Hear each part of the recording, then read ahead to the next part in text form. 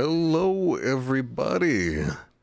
I am Mockery TV, and today I'm here to talk to you about Juice Pirates. This is a kind of, I feel like, misunderstood strategy. Everybody's got a really strong opinion on it, but people actually aren't that well informed about it. It's definitely a big tilter to lose to. But I think it actually has a lot of value in teaching players how to construct a draft and how to put one together, how all the different parts fit together, and really how to just optimize everything and understand your role working towards a team's win condition. And so that's actually what I'm going to first talk about here, is just what each of these characters that we picked does to achieve the win condition. And for anybody who doesn't know, Juice Pirates, this is the very first thing I should talk about before anything else. Juice Pirates is a team comp built around the idea that Lieutenant Morales is going to use her call down medevac, and you're going to jump from somewhere on your side of the base, your side of the map, over to an enemy structure. You're all going to pop out, and you're all just going to kill that structure. And then you're all going to die because the enemy team's all going to kill you. But hey, you got the structure, or at least hopefully you did. And you're going to respawn. You're going to get back in that ship, and you're just going to do it again. And you're going to go and jump right on another structure. And this is largely enabled by Tyrael, who has Sanctification, AoE, and Vulnerability. And so this gives you just basically, as long as Tyrael actually gets that cast off, a free few seconds of hitting that structure. And so if you build a team comp around the idea of doing as much structure damage as possible within a few seconds, that very often will buy you enough time to actually pull off the win. And so here, just before we even get started looking at the actual gameplay, our draft for this game was very controversial. A lot of people thought that we were trolling with our picks, or that, Mockery doesn't like to pick Sylvanas, he doesn't like to pick Azmodan, because I don't. I do not like to pick those heroes in Juice Pirates, although a lot of people do. For one, those heroes might be really, really good at individual parts of Juice Pirates, but I believe that the combination of Raynor and Gul'dan is just far and away the best when you take the entire game into account. Because first of all, Raynor and Gul'dan are probably the two highest core DPS heroes in the entire game. That is between Raynor's Hyperion at level 10 and Gul'dan's Reign of Destruction, also at level 10. Those two abilities just absolutely shred through the core, and then you factor in the rest of the DPS that they've got on top of that, it's really, really big.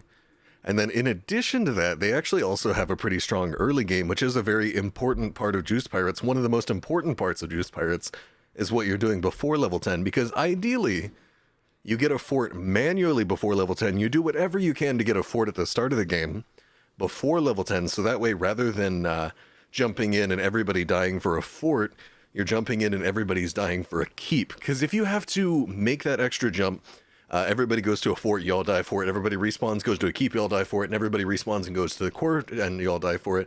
Making that one extra jump very, very often means you lose the game as Juice Pirates. So the entire object, literally very often, just if you're winning or losing, is decided by, in the early game, did you get a fort down? And in that early game, this combo is still very, very effective. Raynor goes Exterminator. His other two level 1 options don't really contribute a lot, and Raynor's Exterminator gives him a lot of extra camp damage. And then Gul'dan naturally has good wave clear. So now all of a sudden you've got this really good macro pairing where Gul'dan is clearing waves, Raynor's taking camps, so you've got really strong early game push. And this isn't really replicated in any of the typical other heroes that people like to run. Sylvanas, she's got okay wave clear if you go Unstable Poison at 4, if her murking is okay, not as fast as Raynor's. The only thing she really does better is shut down the fort and shut down the keep. And shutting down the keep when everybody jumps in through medevac doesn't really do a lot. Like, that doesn't really make a big, big difference. You might save yourself a little bit of damage. Very often will not be the difference between whether or not you kill the keep. So she basically is only better at sieging the first fort of the game. She is worse at killing keep, and worse, definitely worse at killing core than either Raynor or Gul'dan. So that's why I don't like to run Sylvanas in Juice Pirates. And then also Asmodan has just an abysmal early game, very little wave clear. He's all about using his early game to apply some map pressure with his trait and get a bunch of stacks out and scale really hard into some big late game AoE damage. And he also does very, very little in terms of the direct push until level 10 when he gets Demonic Invasion. So I'm not a big fan of running Asmodan, I'm not a big fan of running Sylvanas, I'm not a big fan of running Nazeebo. In some occasions, I occasionally like to replace the Gul'dan with a Greymane, like what we have here, and that I particularly like to do when you're running Rehgar offlane, which is not always the case. When you're running Rehgar offlane, then you have a Bloodlust, and Greymane greatly benefits from that and gets a whole bunch of extra siege damage right there. So sometimes I will replace Gul'dan with Greymane. This is especially common when I'm running Juice Pirates on Battlefield of Eternity, because wave clear is not really a concern on that map.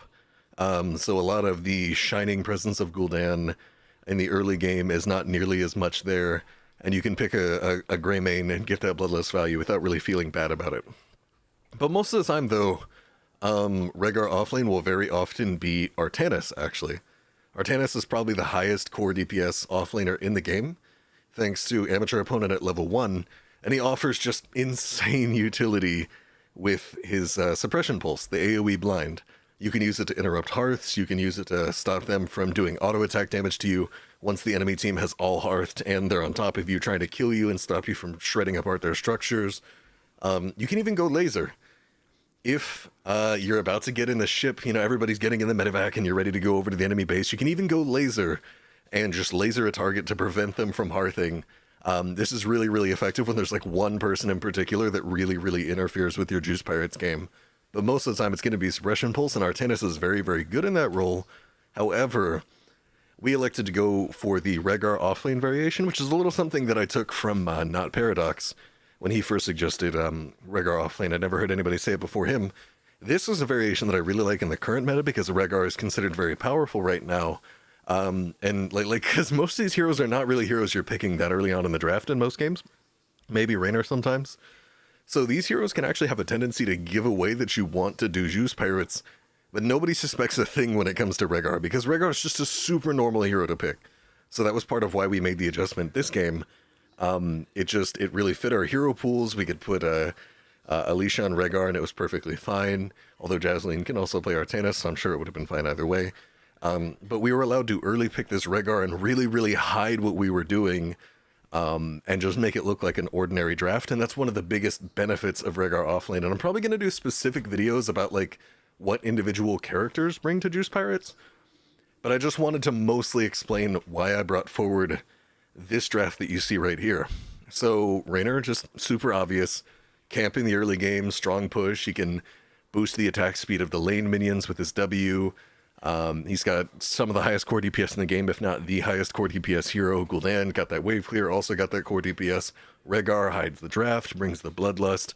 And also, I don't think we did it this game, but a huge point of Rehgar, super good into good teams, is that he can cleanse your Tyrael to guarantee that Tyrael finishes his Sanctification cast.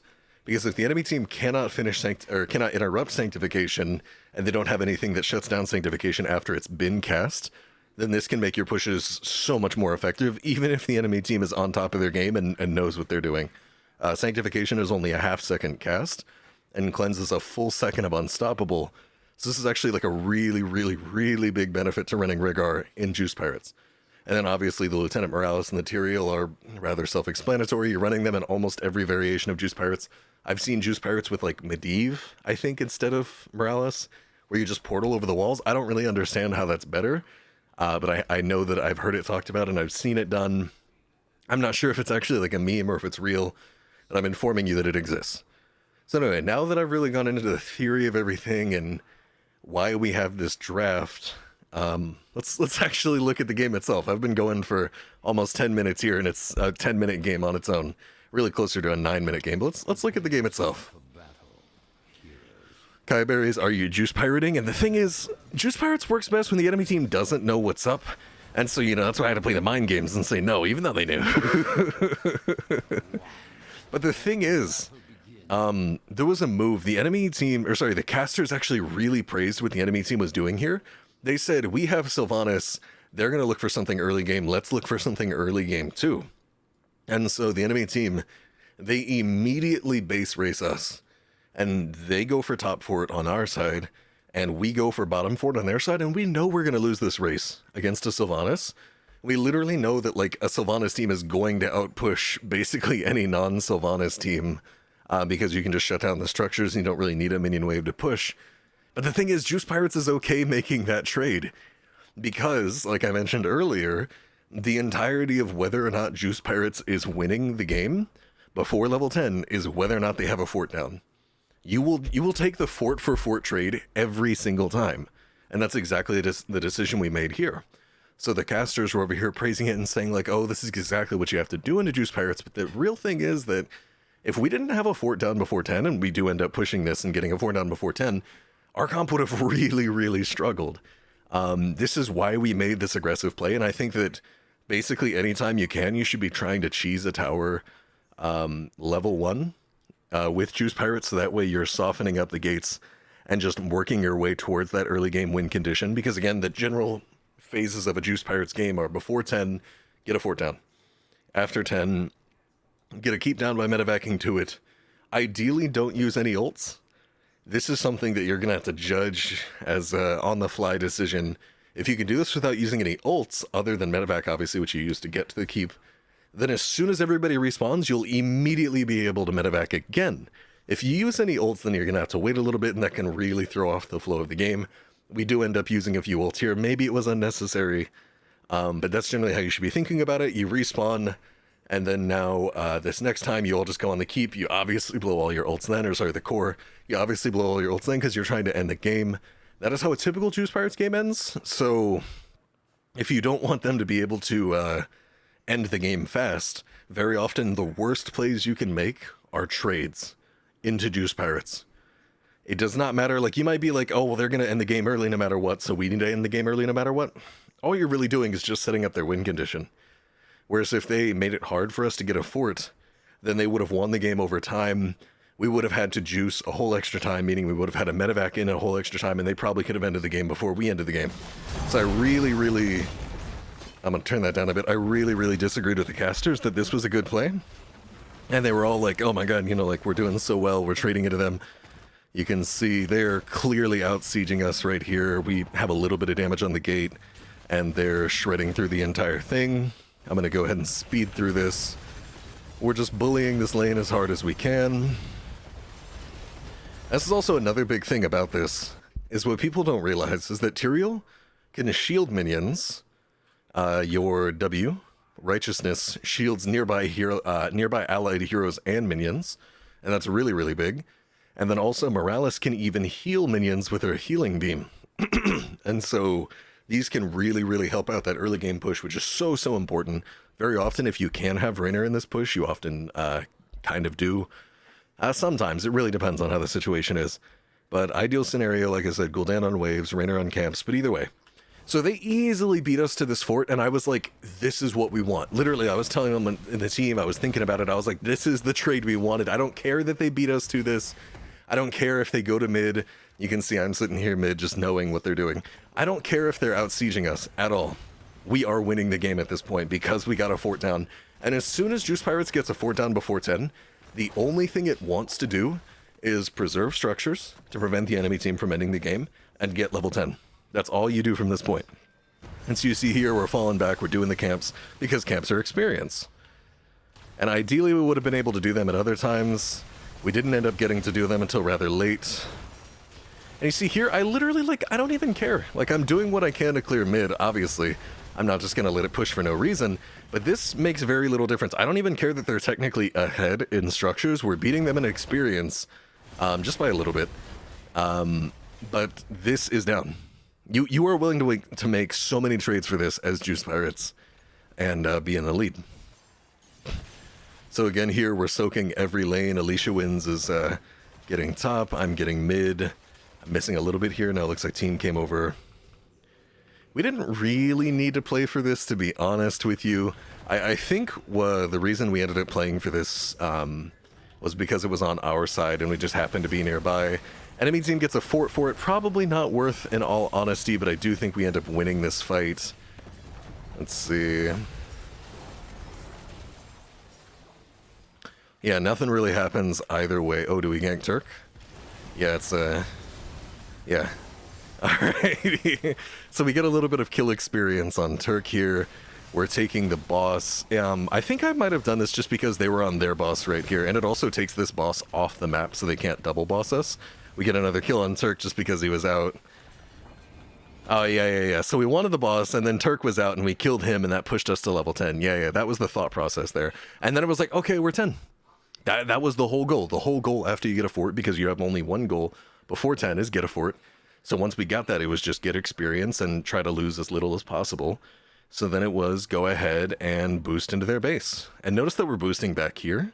Like, yes, this is closest to where the enemy team spawns in, but you're not getting hit by towers. That's why we did it over here. You could probably do it here and be fine for the same reason. Then you're a little bit farther away from the base, but you're still not getting hit by towers. And then one thing to note is that medic is always the first person out of the building. And so here we pop all our ults on it right away. The sanctification was a little unnecessary, but I think it's just because I called to pop ults. But if we had probably popped it over here on this core, we could have done a little bit more damage. And notice how, because we had spare life after killing this keep, we all just go for core. Because the whole goal of this thing is just to kill the core. I literally, like, you don't need kills. Kills are nice for experience. They're nice for pushing you forward towards milestones, but at this point, we're not worried about that. I literally have had days where I only ran Juice Pirates. 10 games in a row, no kills. Literally not even one kill in any of those games. And it's win.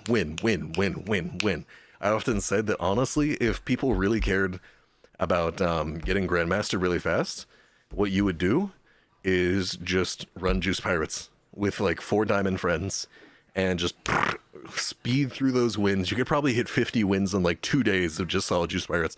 Everybody will hate you. There will be 10 Reddit threads about you, but you will be Grandmaster #1. Okay, but anyway, so you can see that's why we go over here, and we all just suicide for the core. We only get a little bit of damage on it. I think that it was really not optimally played at all from us, and if we were like, and again, like, this is something that we had never practiced. We legitimately never practiced this as a team. It's just something I was familiar with, and I was just like, hey, why don't we do it? And they were like, okay. So I think if we sanked here, we'd probably get this core down to like 80%. And then, so let's see, we all respawn. Oh, and also I remember Alora, right here, Gul'dan, said that she got her Reign of Destruction interrupted a few times. That was also a little feels bad. So now here at this point, we're taking this just to take it off of the map and also just to get some experience. Not really looking to engage in any conflict with the enemy team. Enemy team rushes core because they see us off the map, but they do it without actually seeing us summon the medevac, which would have indicated a level of commitment towards their core.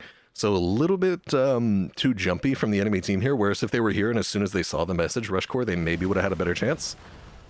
And so here they start running away. Turk suicides for core, and then while Turk is dead, we immediately know that that's our chance to go.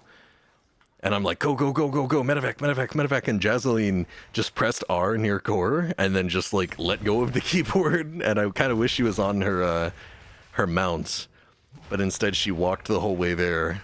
But the enemy team was actually waiting to see the medevac message in chat, because like a little enemy team is summoning a medevac message pops up in the chat, and that's what they were reacting to. So it's maybe possible that her taking longer benefited us in this scenario, but she probably should have been on her mount. And so then this leads to this little race right here. We're just shredding through this. I think Sanct probably slowed us down because Tyrael just needs to keep auto-attacking instead of popping Sanct, and none of us are going to die to just a core anyway in the raw core rush. But we end up winning it. And I don't know, like we kind of just did exactly what we were supposed to do. I feel like I'm just realizing that I went over like all of the theory already that went into this particular game, but that is a pretty textbook game of Juice Pirates in theory. There were a lot of little optimizations and tightening of the game plan that we could have done at an individual level. But this is something that you can absolutely do in your games. Everybody has a very clear, defined role in how they can help the team comp to victory. There's a very clear game plan that evolves as you get through different phases of the game. And even though this was very close in terms of core health, I honestly believe that we were winning this from the first few seconds of the game, and that we never stopped winning this game at any point. I think that if we clean up a little bit, we drop our Sancts in the right place, we don't cancel our Rain of Destruction, for example, we don't Sanct right here the second time, then we're probably winning this core race by like 30%. And if we're winning that one by 30%, then and it's in a comp that is trying to force this situation to happen, that is very high consistency. The enemy team just was not super familiar with this comp, and in general, I think that this is a comp that is very widely misunderstood. But in this situation, we really just put it together and got the victory. So just think about that. And like I said, I'll probably go ahead and release more videos about the specifics about what each character should be doing and different variations you can make, what to do in contingency situations in case Juice Pirates kind of falls apart, which it will. You're going to have games where things don't go right, where you get countered. Probably going to do some videos about what counters this as well. I know I'm promising a lot in terms of content, and I've had times where I was like, oh, I'm going to do a video about that, and I didn't do it before. So please hold me to this. I think that there's so much depth to this comp and so much that you can do. But just for starters, that's how we won this game in the CCL Grand Finals.